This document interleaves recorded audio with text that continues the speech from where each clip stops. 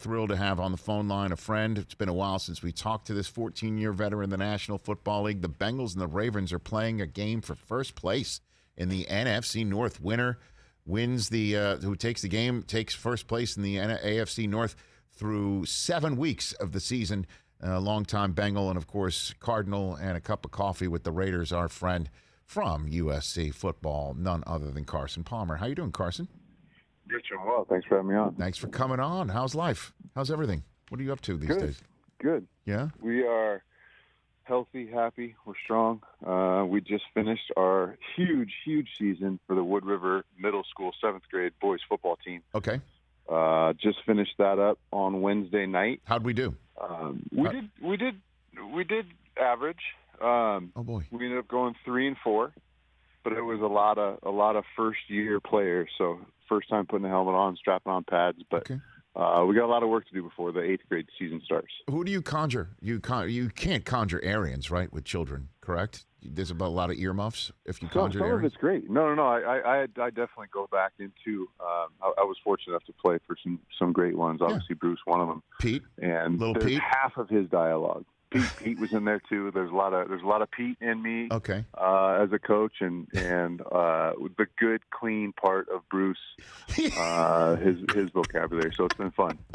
A lot of gum chomping. You're like Pete. You're up and down the sideline chomping gum. Carson, you do a lot of that stuff. No gum, no Mountain Dew. I don't need the stimulants. I get hyped. I get pumped. I love it. A good cup of coffee in the morning, and I'm ready to roll. Oh, yes. Coach Carson Palmer. How about that? Joining me here on the Rich Eisen Show. So what do we make of the Bengals so far here? Like, seems like it's coming together in Cincinnati. Carson, right? Man, that offense is explosive. I mean, Jamar Chase, there was a lot of concerns about his preseason, but he has just exploded on the scene. I mean, Joe Mixon, Joe Burrow, I mean, they're really, really explosive. T. Higgins on the outside. It's so fun to watch, Joe. I mean, he is so calm and so poised for being such a young player. Then that division is open. If they can get past Baltimore, we'll see what happens. But just such a fun offense to watch. And then they're stingy on defense and tough and aggressive. So it's been a fun season to watch. What was the biggest, regular season game you played with the Bengals when you were trying to earn the stripes, figuratively, literally, for you, when it was actually like what's, I guess, in front of Burrow right now? First overall selected quarterback, so many hopes go into you. And when was that regular season game for you? Do you remember that back in your day, Carson? Yeah, I mean, being in the AFC North with two of the premier organizations in Pittsburgh and Baltimore, they're just always good. When you go into Baltimore, it's going to be a hostile environment. They're going to be really good on defense and just salty and big and fast and aggressive. They're going to run the ball. And then you go to Pittsburgh, I mean, just the tradition and history of that organization. As a Bengals player, you always want to beat the Steelers. But those two games always stood out in my mind. My biggest kind of welcome to the NFL moment was the first time going to Baltimore and winning on the road when they were number 1 or 2 in total defense that season. Yeah, because this is it, right? I mean, like, this would be, especially after last year that got blown up because of his blown-up knee. And I know that they've won 4 of their first 6, but this would be the one to basically say, yeah, we are for real, and not just for the future, like down the line. Like, we have something here called higher register, where you go, your voice goes to the higher register to make you believe it. Like, hey, the Bengals, look out for them. Like, that sort of thing is what you say. But this would be like the real deal. Like, okay, now, the future's now, present is now. Like, that's what's on the line here on Sunday. It's a statement game, no doubt about it. I mean, you go into Baltimore and win in Baltimore, and now looking at that division, it's full of young, really talented quarterbacks with Baker and Lamar and obviously in Joe. But this is the game. If they're for real and they're going to win that division, this is the game you go in, and they can do it too. I mean, Baltimore's really, really good on defense, and you can imagine Humphrey probably maybe trying to man up one-on-one against Jamar Chase. So the matchups in this game are really good. But if I was a betting guy, I'd say the Bengals have a shot to go in there and win. Carson Palmer here on the Rich Eisen Show. I remember you were here on this program a couple of springs ago, and just after Brady had signed with the Bucs, and you're like, this is going to be a great marriage. This is going to be a great match. And last year, it kind of looked like last year would have been the time to go get the Bucs and try and knock them off, because they were still trying to figure each other out, or what one likes and what one doesn't like, and they still won a Super Bowl anyway in that transition period. This now seems like they're on cruise control, like that Brady's comfortable, and Arians doesn't, and Arians sits back there and knows that he and Leftwich are all locked in, and the three of them together are locked in. It looks like this is the high level functioning, or is there another gear that we're not talking about? Carson, what do you think? Well, just hearing you, explain the dynamics of that thing, the first thing I thought of was, man, it's also a dangerous recipe. Like that mindset of, let's just get to the playoffs, let's just get healthy to the play. That kind of mindset is your probably biggest enemy, because they are that good. I mean, they are that much better than most of the teams in the league. And getting off the bus, for the most part, they're a more talented bus.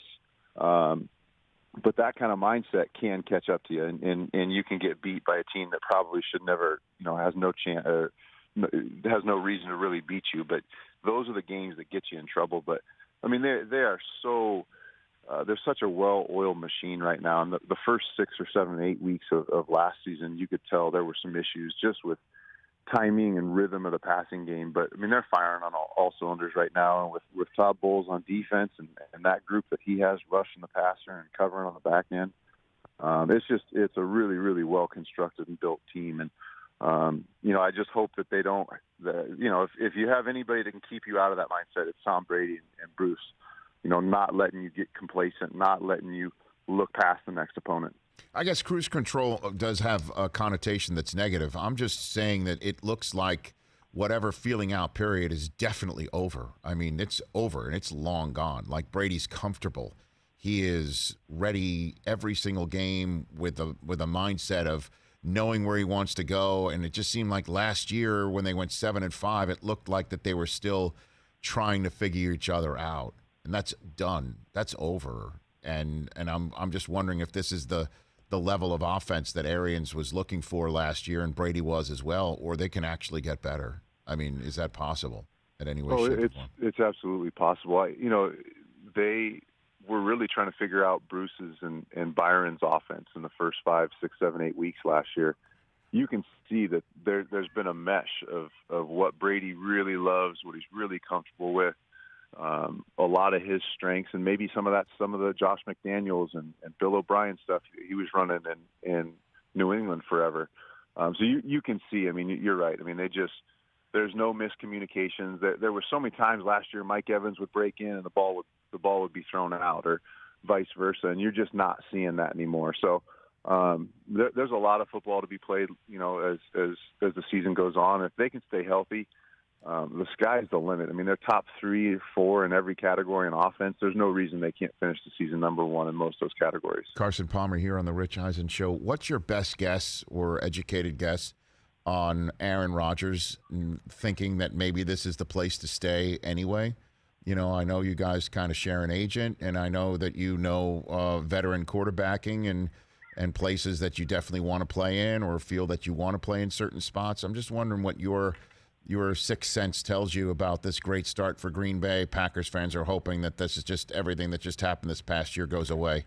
What do you think of that, Carson? Yeah, I think if they win the Super Bowl, there's no way he can leave. I mean, if they win the Super Bowl, he can't say that the organization's not willing to do what it takes to get it done. But if he doesn't, it just depends on what other spot is open and what other team is ready to take that on. But I mean, they're in it.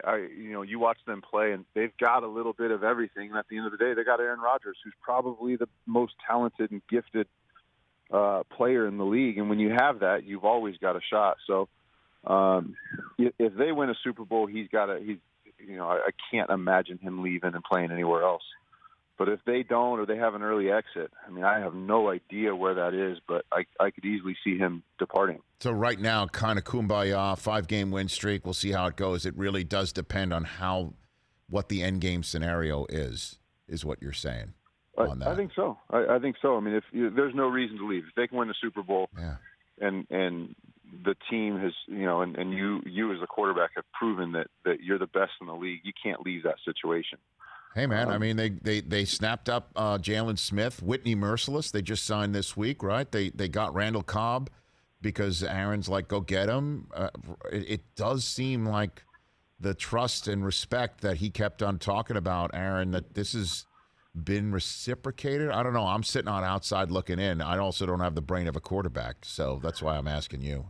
And they re-signed Aaron Jones to a big deal to keep him in the backfield and give him that option, that threat. I mean, and just watching Aaron thus far through the season, Aaron Jones, that is, I mean, he is such a dynamic player and so explosive and so great paired with Aaron. So, yeah, I mean, they're showing that they're willing to go after it and hopefully put all the Jordan Love and those things, the lack of the first round picks from the offensive side of the ball or any highly drafted receivers in the past. I mean, all those things that have come up.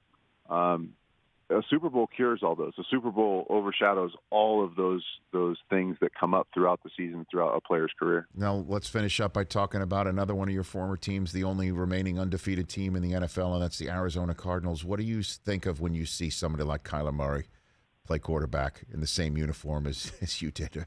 Well, what goes through your mind? Seeing somebody like Lamar, too, you know what I mean? It must be wild for you. It's absolutely wild. I mean, he's the most exciting player, in my opinion, to watch play right now. I mean, he's one of the handful of guys when you talk about, I got to go see him play. You got to go see him play in person. I mean, it's just so different. It's so quick. It's so explosive. And he's got so much touch on the football. And it's really effortless coming off his hand, just his natural quick release, that natural whip he has. It's almost like a shortstop. And I know he's got a baseball playing background, but it's just so fun to watch. And they're speaking about well-built and well-constructed teams. I mean, they've got playmakers on the back end and Budda Baker on their defense. They've got, aggressiveness and size and relentless with J.J. Watt up front. And then Chandler Jones rushing the passer is one of the best pass rushers over the last decade or so in the NFL. And offensively, they just have a ton of weapons. I mean, it obviously all starts with Hopkins, but it's just a really, really well-built team. But right now, watching Kyler play, I mean, it is the game is just happening so slow for him, and he is so much quicker and more explosive than every player on the field. It's been a blast to watch. I agree with you about the well-built team, Carson, because, again, let's just think about it. A.J. Green, J.J. Watt, correct? Now Zach Ertz, right? I mean, those are just three guys right there who are so crucial to this team's success, and none of them are in that so-called have to do it, you're the man, number one on the depth chart role. James Conner is another one, right, that they're all meshing together, and all of them are in somewhat, you would say, complementary roles as opposed to you have to be the man roles, and I think they're loving that. Let Kyler's the man, right, and DeAndre can be the man. He wants the ball 90 times a game because he deserves it. But I just like the way that it's all being supplemented. Zach Ertz, right? Like they're all in complementary roles of guys who have been there and done that before, and I think they're thriving in that. Yeah, and Kyler's no vet. I mean, Kyler's young. He only really played 1 year of college football, then started as a rookie, and it's not like he's been in the league for a decade. So he's got all the guys you mentioned. I mean, the experience of J.J. Watt and guys like A.J. Green, and having those guys in a locker to keep things cool, because there's going to be a bump in the road. As they go on and the season progresses, there's more and more pressure. Can they go undefeated? And just having that veteran leadership in that locker room. Hey guys, 1 week at a time, and keeping that focus and keeping that mindset. When you do have some young, explosive players on offense and defense, it's really nice to have those veteran, those leaders, those kind of voices in the locker room, keeping everybody cool under all the pressure of, can we go 7-0? Can we go 8? Can we go 9? And it's just a really well-constructed team. It reminds me of my time in Arizona, and Steve Keim brought in, Carlos Dansby, who had been to Arizona and Cleveland, and bringing that veteran in that locker room.